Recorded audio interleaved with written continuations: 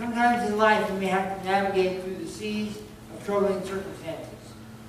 Like those sailors, we were guided to a safe place for safety. We might wish for our own Charity Island. The psalmist understood that God is the one who can bring tranquility to troubled waters and guide us to a safe harbor. He wrote, "He stills the storms to a whisper, and the waves and of the seas are hushed." They are glad when it grew calm, and he guided them to their desired haven. While no one asks for storms of life, they can multiply our application for the guidance or refuge of God that God provides. He offers light of His Spirit in this world to guide us. It is to the safe harbor of His love that we long for. He alone can be our ultimate Charity Island.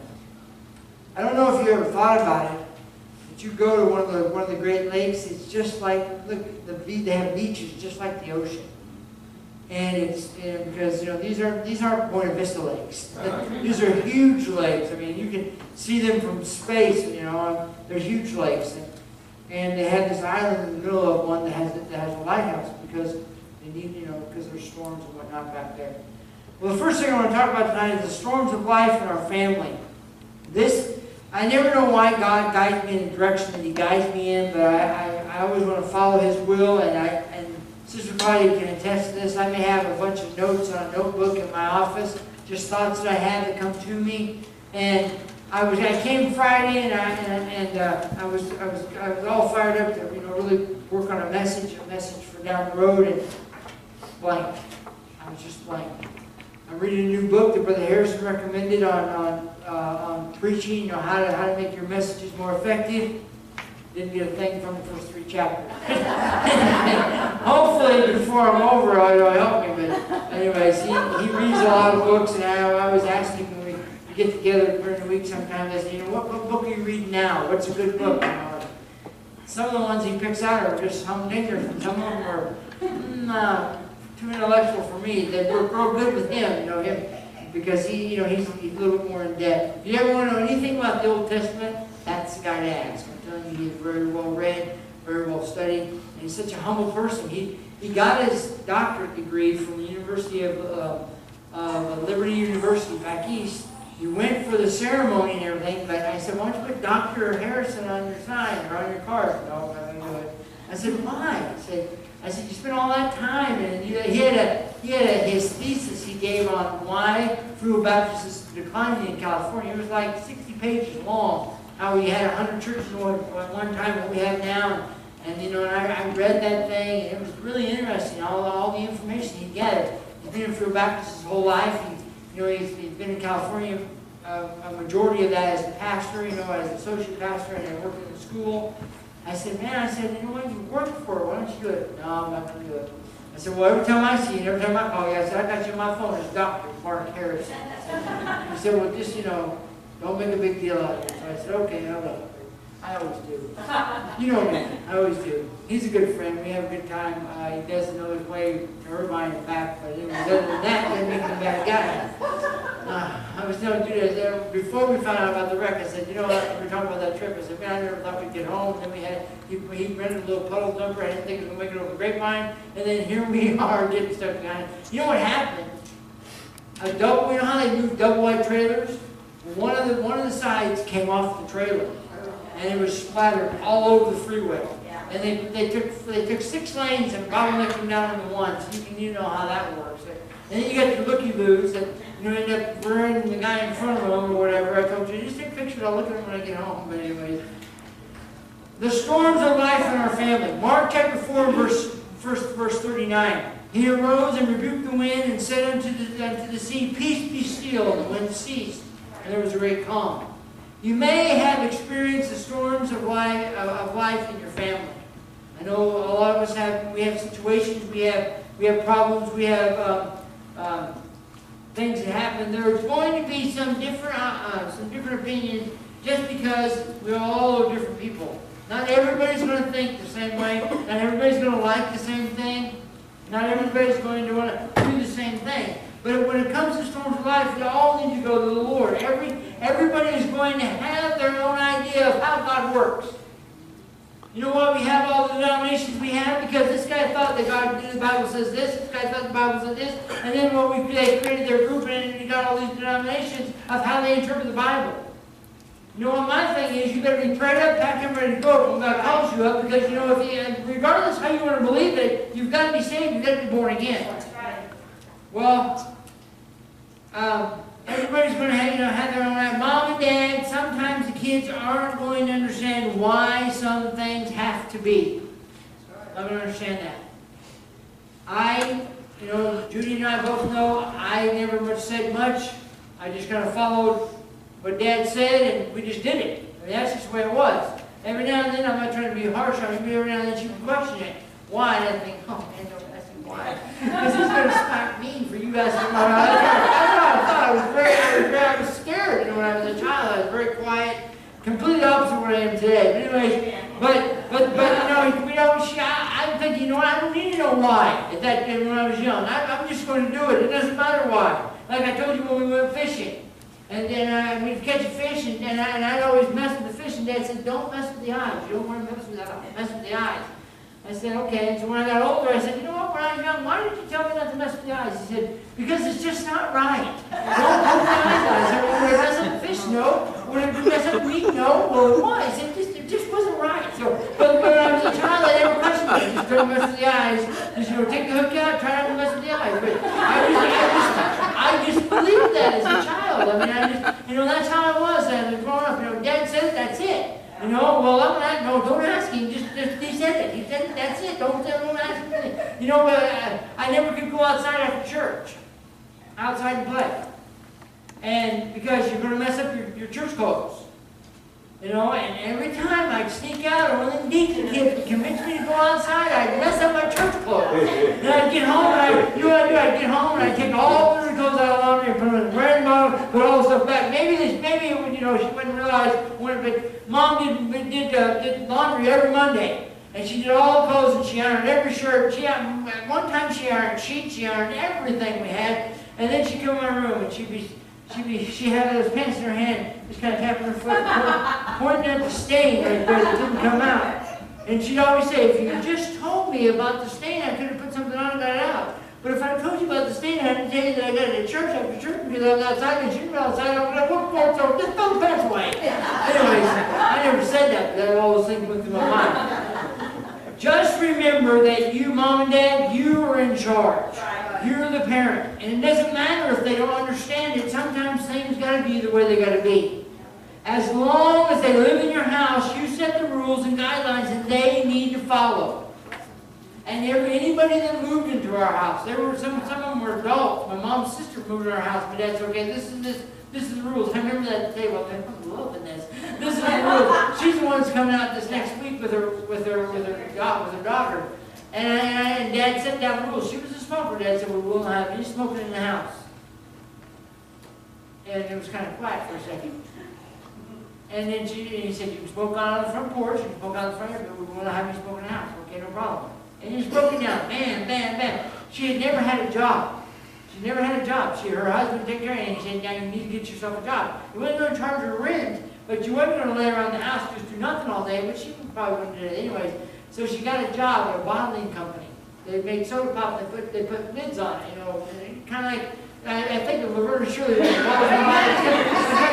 checked picture, and she had that job, and I remember she never had a checkbook. She used to write checks. Thinking as long, and I thought the stupid idea when Dad had, as long as Dad had checks in the checkbook, we got money. That's what I thought. Well, that's what she thought. And then her husband, his name was Francis, he had to go all over town, apologize to people, and he told her, okay, just because we have 5 or 6 checkbooks coming in a box. That doesn't mean we have that much money. That doesn't mean you can go everywhere and write your checks. But I remember, she lived in her house. Dad said, okay, these are the rules. And we had some other people that came and lived with us for a while. These are the rules. That was the first meal they were with us. These are the rules. Yeah.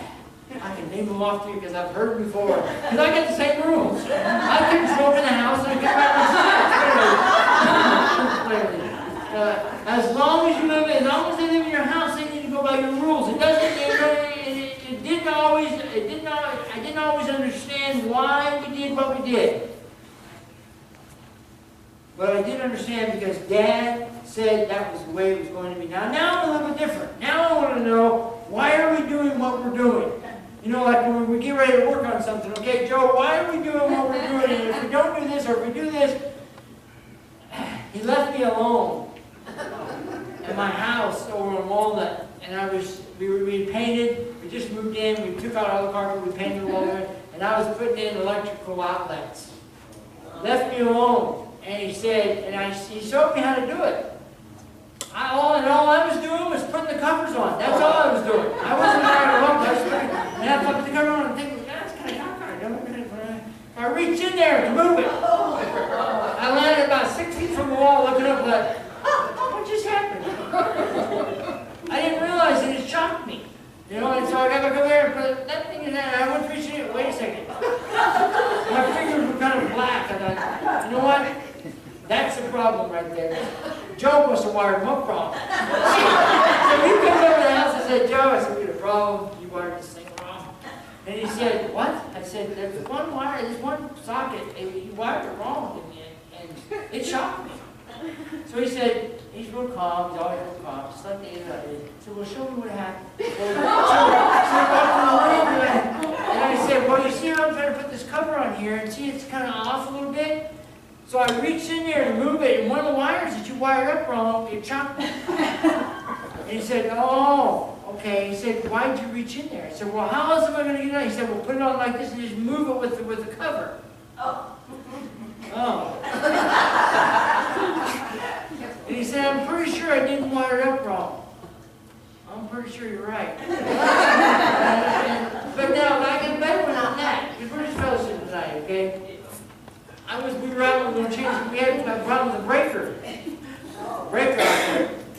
We were changing breakers, and if one breaker kept popping, you'd go out, and you know, there was an older house, you'd flip it. So I thought, man, watch out, where is the problem? I wonder what that big old thing, you know, the breakers are hooked to back there, what's called a bus bar, I do that now. I thought, what is that? Where all that, I reached in there and grabbed it. Now I'm about 10 foot from the house on my back. And I imagine there was smoke coming out of my head. That's what happened to your hair. I thought, that's where all the power comes from. And then I told Joe, I said, you know what I did? I went out the breaker box, and you know that night, you didn't touch it, did you? No. You did touch it. I said, yeah, it almost killed me. Why don't people tell me these things? So we know electricity don't do it all. He tried to tell me that electricity runs kind of like water. But you shouldn't put water on electricity. That doesn't work. That's anyway.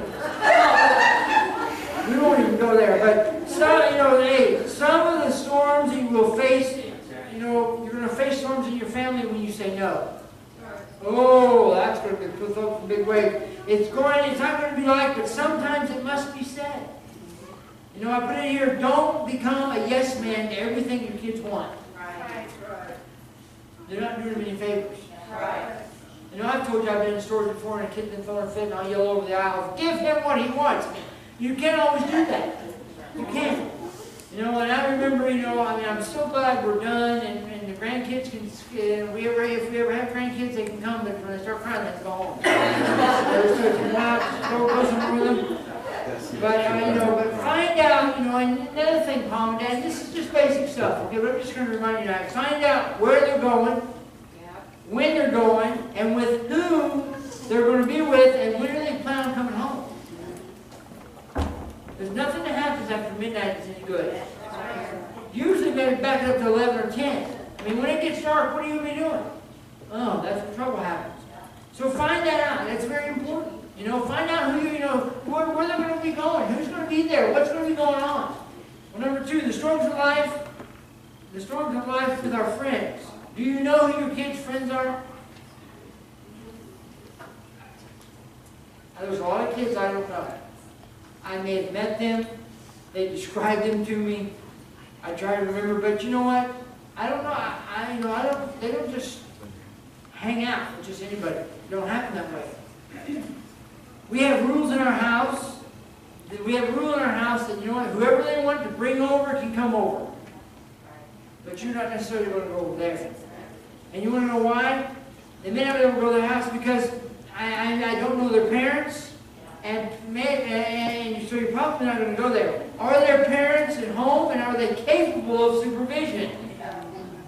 I'm not going to send my kid to a person that's an alcoholic and think that that guy's going to be capable of supervising my children. Didn't work. I remember when I was growing up, I dated this girl, about my first girlfriend, and she lived with her grandma. And we'd go into a room and just watch TV or whatever, and her grandma would always come and knock on the door. I always thought that was weird. Because, I said, why do you gotta knock? I mean, it's her house. Well, she don't want to intrude. This is her room. I mean, this is all hers. I mean, because when I was at home, you didn't go into a room with a shut door with a girl. I don't care if it's the kind of girl who had a good personality and that was it. You still didn't do it. You still didn't do it. You know what I'm saying? Well, I mean, I'm just saying, you still didn't do it. Hey, now listen, Mom and Dad. Your boys, teenagers, or your girls, teenagers, should not be in a room with a closed door. And you know what? Abby can tell you. Where's she at? Oh, she's out in the nursery.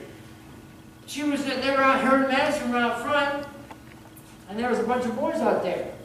They had track boys, kind of like that. And so I'm sitting in my room, relaxed, watching TV, and Melissa says, you better go check on your kids. I said, well, they're right out front. Go check.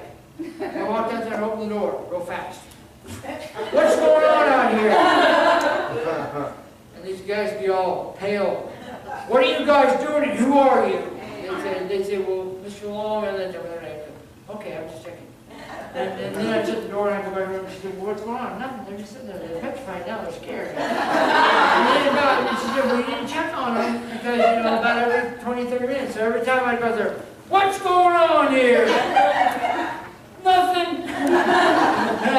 Yeah, I could take a shotgun out there. What's going on here? But anyways, you know what? You need to be careful. Because remember when you were young? Remember how you were? No. How you were? You remember fake back? You remember? Andy, why are you laughing? Remember just the fake back? Remember how you were? You know what they were saying? And you know what? There's some things you don't have to teach them. Their friends were there to teach them. Their friends would teach them. But you know what? Listen, I'm going to be serious for a minute. There's some things that you should teach them. Right. Teach them how to be a lady. Right. Teach them how to be a gentleman. Teach them how to treat a lady. And I mean, there's some things you should teach them. If if the parents aren't capable of it, just because parents are home does not mean that they're being supervised. Right. We've had some kids, the kids who come and say, Mom, I'm going to stay over at so-and-so's house. I said, well, let's go. We'll go meet their mom and parents. I've called some. Some I kind of know who they are, and I call them and say, are you going to be home? My kids are coming over. Are you going to be able to supervise them? If there's trouble, just call me. I'll come over and get them. If they need a book, whatever. If you need to put them, starve them while they're there, whatever the case is. But when we went, we got in the car and we went. And I go to the door. And they're thinking, Dad, I don't know why they say this, Dad, please don't embarrass me. I'm not going, why would I do that? I walk to the door and I meet him and I say, hey, is it okay if Austin or whoever, have you or whatever, if Nolan comes, they come to your house, is that okay? And they'll say, yeah, that's fine. I said, well, if there's a problem, something happens that that they're causing trouble, you just call me, I'll come back and get them or send them home and just let me know. Because I don't want to just send him over there and they tear up somebody's house or just go crazy or act a fool. Don't do me that way. I wouldn't do you that way. Go, make sure that the party they're going to is not a hookup party. Not all birthday parties are birthday parties, Mom and Dad. You know what a hookup party is? That's when there's a bunch of boys there and a bunch of girls and they're going to kind of go. Pair up, whatever. You need to watch for that. Watch for that. try to, figure that out. Sometimes in life, we have to navigate through these seas of troubled circumstances, like those sailors that were there, that need guidance to a safe place. We might wish for our own charity island to get to a safe place. The Bible tells us, well, let me say this first. If it sounds wrong, looks wrong, and feels wrong, there's a good chance that light that's flashing inside your head, it may be wrong. It may be wrong. Guide your kids to safety. Keep your kids, try and help your kids stay out of trouble. And you know what? They're going to get to an age when, you can't do anything about it. But hopefully they'll have that instilled inside them to know, you know what? I shouldn't be doing this. I shouldn't be here. I shouldn't be going here. I shouldn't be going with this person. I remember a friend of mine when I was in high school, Bethel. Brenda Harrison, we talked about this on the long trip to Irvine and back. He said, "You remember so-and-so?" And I said, "Yeah." He said, "You and him are friends, huh?" And some of you would probably know, but I don't need to mention it.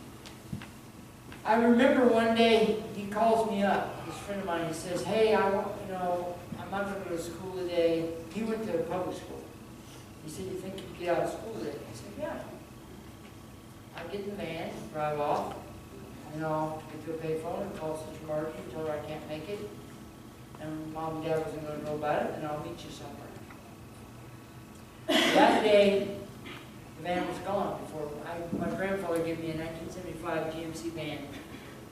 And have a guy drive up to your house and take your daughter out in the van. That's a good idea.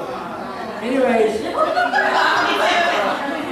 this was, think back here. Anyways, so I remember I went outside, the van was gone, Dad had taken it somewhere, so I walked to school.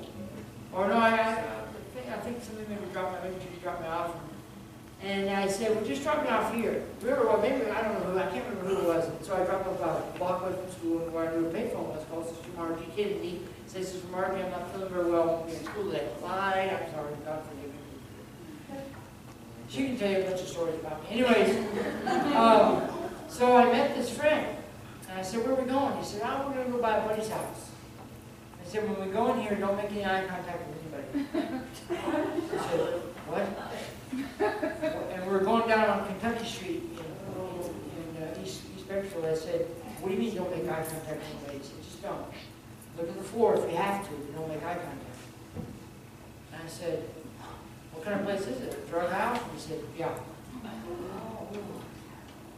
And I'm thinking, oh my goodness. I knew it didn't feel right. I knew Dad couldn't appreciate it. And God was frowning on it. But I was too, I wanted to be cool, so I said, okay. We went to this house. I'll never forget the longest day I lived. We walked in, and this guy was sitting there, and he had these little bitty glasses on, long beard, long hair, hadn't taken a bath. His hands were all messed up, all dirty. And a big stack of white powder. Maybe not quite that big, it looked big. And I thought, this looked like a comet. And then he had a bunch of grass over here. It was probably marijuana over here. He was weighing the stuff out. And I just looked at the floor, because there was a bunch of people there. Well, about 5 or 6 people, and there was a gun sitting right next to the guy. I'm thinking, oh man, this is a bad deal. God, if you get me out of this alive, I'll never do this again. This will not be my friend any longer. And so, this guy that I was with, he gave this dude a roll of money out of his pocket. I thought, oh my goodness, where did he get all that? He gave it to this guy, and this guy went and placed the stuff out, put it in the bag, and handed it to him. And it was in little small bags. And so we left, we walked out. And man, I honestly say I was scared to death. Because I'd never been around guns like that, like handguns and machine guns and stuff like that. It was like leaning against a wall and whatnot. We got out and I said, man, why did you do that? He said, well, I've been picking this up from my dad. I said, why did you take it with you? You said you weren't going to school today, we were just going to hang out. That's not hanging out. I didn't like that.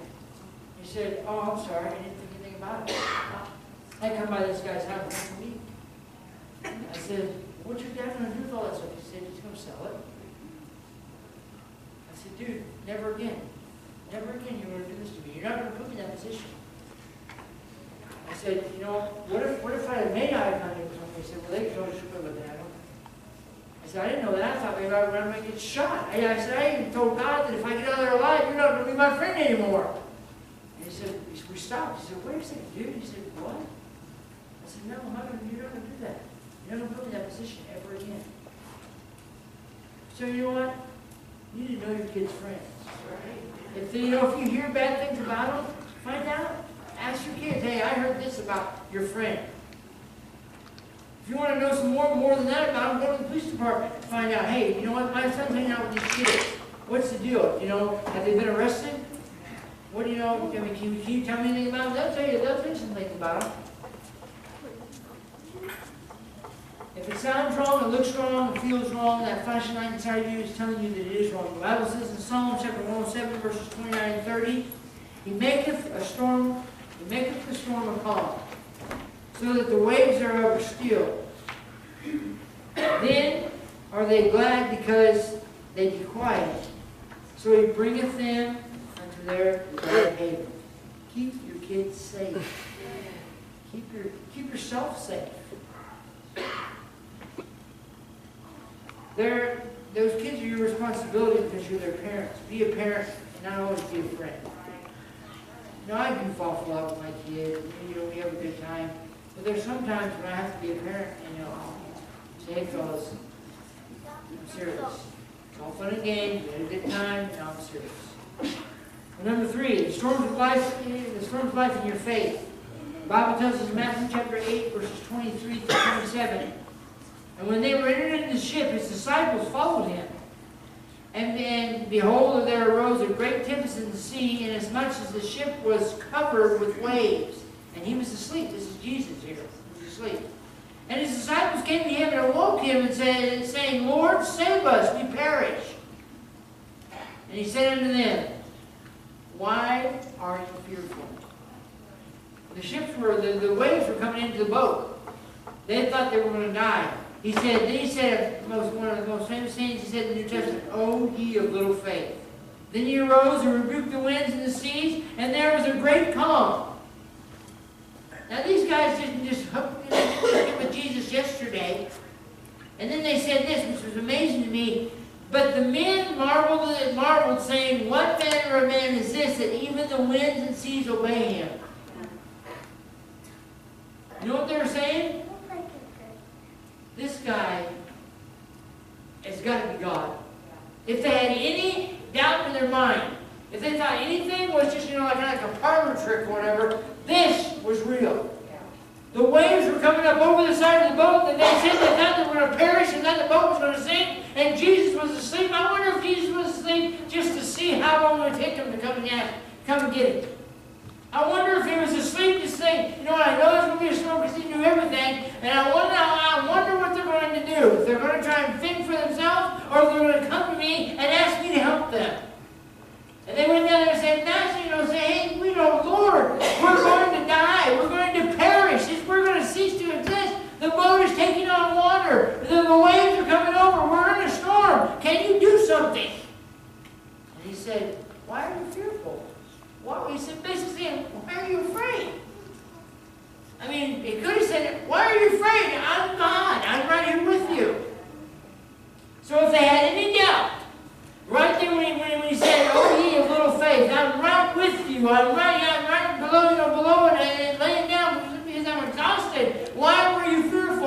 You think I'm going to allow you to die? Allow you to perish? But then so many times in our own life, think about it. You've gotten to a situation and you just wonder, we're not going to make it out of this. This is going to be a terrible situation. This is going to affect our family forever. But you know what? You should need to ask yourself, why are you fearful? Why are you afraid? Is God, oh, you little faith, is God going to let you perish? Or is He going to take care of you? Is He going to take care of you no matter what storm you have to face? These guys who were kind of doubtful, that took all the doubt out of their mind when Jesus said, He just walked out and said, peace be still, and the waves and wind obeyed Him. They said, man, this guy is the real deal. and the waves obey His voice. This was not a trick. This was not anything they'd seen before. He's able to take care of us. And you know what? That's the same Jesus that we serve today. No matter what you have to face in your life, no matter what storm you go through, He is right there with you. And you know what? You don't have to wake Him up. He's awake and He's ready to take care of you. But you know what? Sometimes we allow the devil to creep in and to convince us of something different, and we don't even realize that God is right there with us. And He can take care of it. Whatever we have to face. In your family, whatever you have to face, God is right there with you and He can take care of it.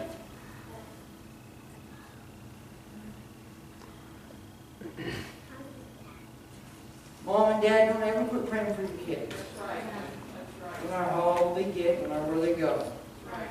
No matter if they're serving the Lord or not, don't ever quit praying for your kids. Because you know what? You instilled one thing in them when they were living at your house. You instilled love. And you know what? They're never going to forget that. They may not do what you want them to do. They may not live the life you want them to live. They may not be involved in the things you want them to be involved in. But don't ever quit praying for them. And don't ever quit loving them. Because you know what? Love is strong. And love will pull them to where they need to be. Sometimes in life, we lose our faith. Maybe we question God. Maybe we seek for the answers. Maybe we don't, maybe somebody has let us down. And we question our faith. There are some storms that we have to face, that we go through life, and God is the answer even though we don't understand. We don't even understand or know the question. God is still the answer. I know that may sound stupid to you, but no matter what you have to face, we may not know what to ask, but God still has the answer. You say, well, that's easy for you to say, no, I'm living the same life that you're living, a Christian life. And you know what? I know God has the answer. When we're seeking some answers and we don't really know how to go, we don't want to ask or how to go about it, God still has the answers. God still wants to take care of us, no matter what you have to face. There are some storms in your life that you have to face and we have to go through. God is the answer. The answer may be there, but we just maybe can't see the answer. Why allow someone to keep you from heaven and from Jesus? Don't ever do that. Remember, people are people and they make mistakes. Forgive and find Jesus. Forgive them and find Jesus through it all. No one is going to understand everything about the Bible. But then this came to me as I was putting this message together. Don't try and make things you don't understand too difficult. That's what I just can't understand. That's too way to do. That's way to go above me. No, you know what? It's black and white. Ask God to show it to you. Don't try and make your Christian life too difficult. Well, number 4, the storms of life. The storm of life is gone when we find fellowship with God. 1 John chapter 1, verse 3. That which we have seen and heard declare we unto you, that ye also may have fellowship with us. And truly our fellowship is with the Father and with His Son, Jesus Christ. As far as God is concerned, there are no storms when we are with Him that we can't handle. What does the world do? What does the lost do? What does the unsaved people do? What do they do when they face a storm in their life when they don't have Jesus? They try and fix it for themselves, and most of the time they can't fix it. Most of the time it just gets worse. It just kind of compounds upon one bad thing after another, one bad choice after another. We're safe in His arms. He is a shelter in time of storm. The Bible says in Psalm chapter 61 verse 3, For thou hast been a shelter for me, a strong tower from the enemy. You know who the enemy is, don't you? The devil. Jesus is our strong tower. Jesus is going to be the one that's going to help us defeat the devil. God will make sure that we are safe and will be there for us when the devil attacks. The Bible says in Ephesians chapter 6 and verse 16, Above all, taking on the shield of faith, wherewith ye shall be able to quench the fiery darts of the wicked. Because you know what the devil's doing?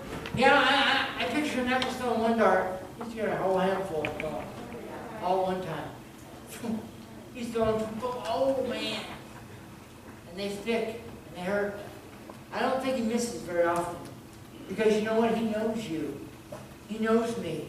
He knows what dart to throw. He knows where it needs to hit. And I guarantee I'm thinking he just picks up a whole handful and throws them, and bam, every one of them hits right where he needs them to hit. And what do? We start to get weak. We start to get weak. And just like I said, those disciples, they were scared. They thought they were going to die. You know what? The same Jesus that was in the boat asleep is the same Jesus that we have today. Jesus said, "Whoa, you little faith, don't let the devil destroy you. Don't give the devil an inch. We are better people than that. We are bigger people than the devil. And we can make it. If we just put Christ first." God is our rock and our foundation. He can make, He can make it through the night no matter what the devil has to throw his way. He can make it. He can, with His help. Once you find true fellowship with Jesus, you will not have to look any further. He knows your needs and He will be your safe harbor. Just depend on Him and He will never let you down.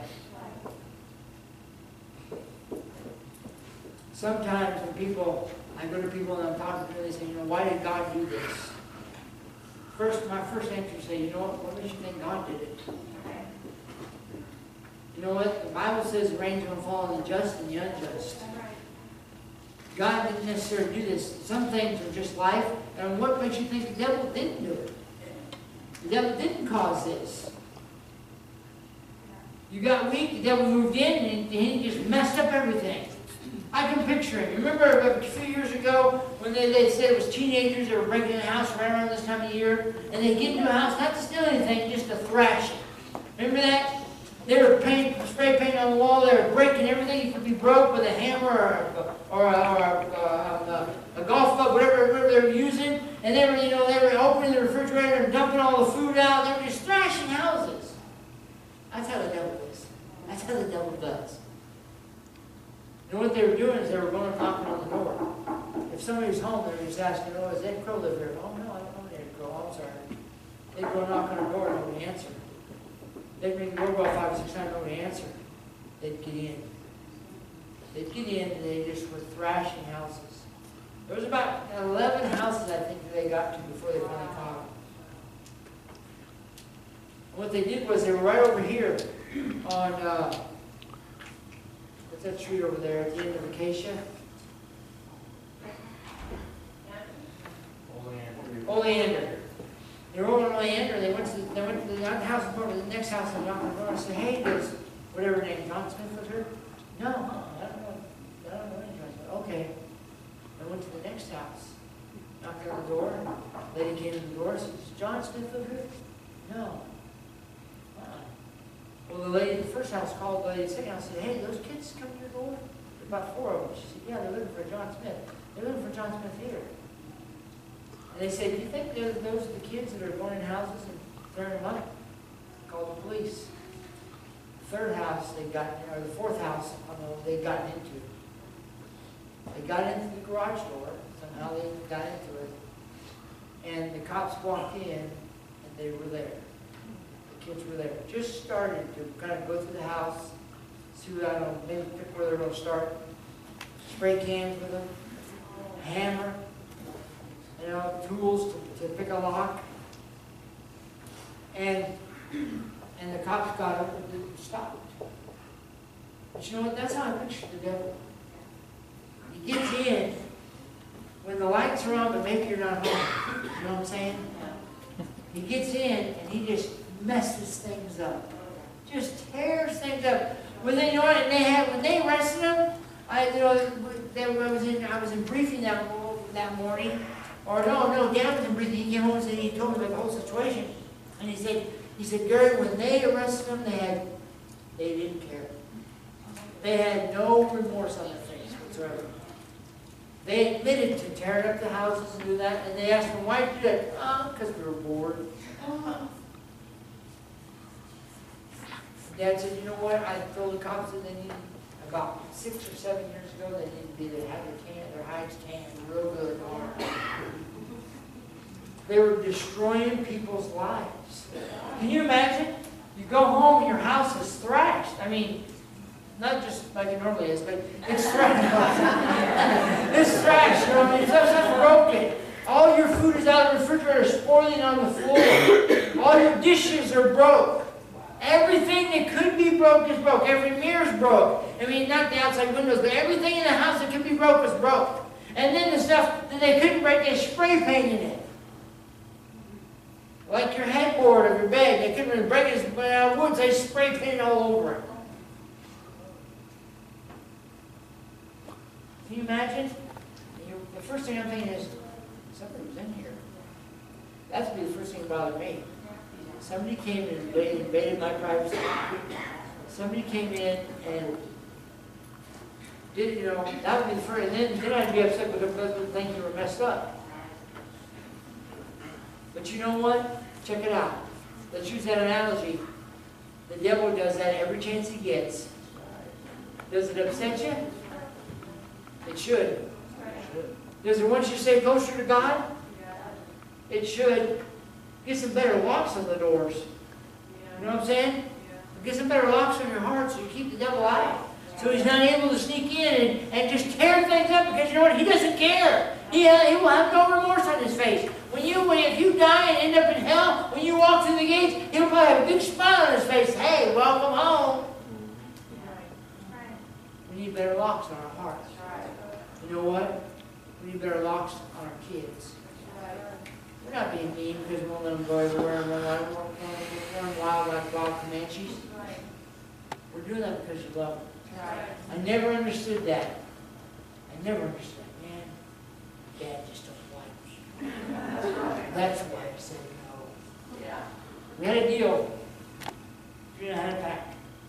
Soften Dad up, then have him go to Mom. You say, Mom had nope. What is it? Nope. But Mom, nope. So this is what you do. Dad, we're afraid of Mom. No, said that. Could you talk to Mom about this? Because you know you have kind of you have an open mind about things. You just have a way with your words. And she likes you. And so then every now and then he comes and say, well, yeah, okay. Or he'd say, go ask her. What? What did you say? Just go ask her. You go out and say, Mom, what? Can I go? Oh yeah, that's fine. Your dad and I talked about it. You can do that. But you know what? There was a lot of times he said no. I didn't see it then, but I see it with my own kids. No. But you know what? Everybody's doing it. I don't care. Everybody. I'm not taking care of everybody. I'm just taking care of you. I'm not answering to God for everybody. I'm just answering to God for you.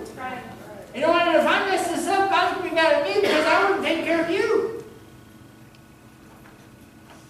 Okay, whatever. And I said, well, you know, let's just talk about this. Let's talk about this for a minute. How serious is this? How important is this to you?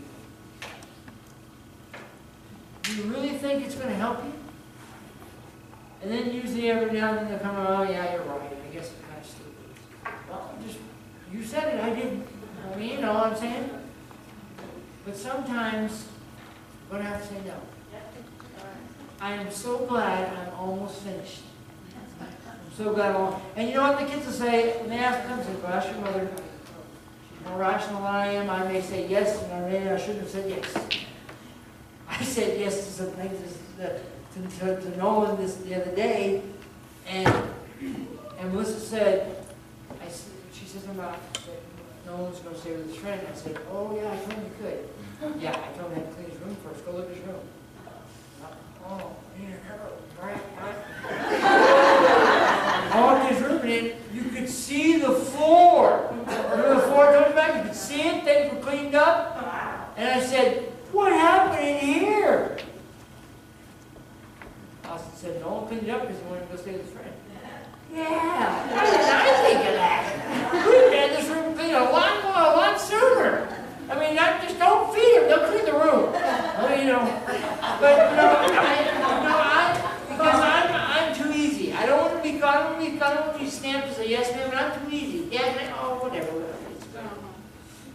mean, now, if they're going with family, are these girls right sitting over here? I don't have a problem. I trust you. Goof up once and it's done. We're over. But you know, they usually hang out with family. I don't have a problem with that. Now, when them hair-legged boys start coming over, we need to talk, fellas. It's my daughter. If I have to go back to jail, I will. I was in prison for 11 years. You weren't coming back there. You just go ahead and mess up. And my Abby was sitting there with a big smile on her face. He worked at the prison. Yeah, that's what she thought. See what happens to you. See what happens. Your mom and dad will wish you were never born when I get done with you. See? You're not serious. Would you stop talking that? Anyways, but you know what? There's some storms that are facing your life. With some friends, some adult friends. There's sometimes in life you're going to have to go alone. I had a guy come over to my house, and I'll finish with this. He brought over a movie, wanted to watch it. I can't remember the name of the movie. About 4 minutes into the movie, they just strung off a whole bunch of their dirty words. I walked over and said, I shut off, popped it out, and gave it back to him and said, "What are you doing, man? We haven't got the good part." I said, "We already got the bad part. We're not watching it." He said, "Well, what do you mean? What are you talking about?" I said, "I'm going to have that in my house. I don't need that in my house. You can watch it if you want." Well, what kind of square are we on what we use? But what kind of, bad words out of people in the house? And you know what? Never did that again. Just took it one time. Never did that again. He called, he come over another time and he said, "Hey, I saw this movie." I said, "What's it rated?" "Well, it's rated R, don't need to watch it." And some PG-13s, Mom and Dad, be careful. Be careful. Some things you're allowed to watch on the computer, some sites you don't know what you're going to do. That's a whole other message. Be careful. Let's stand together.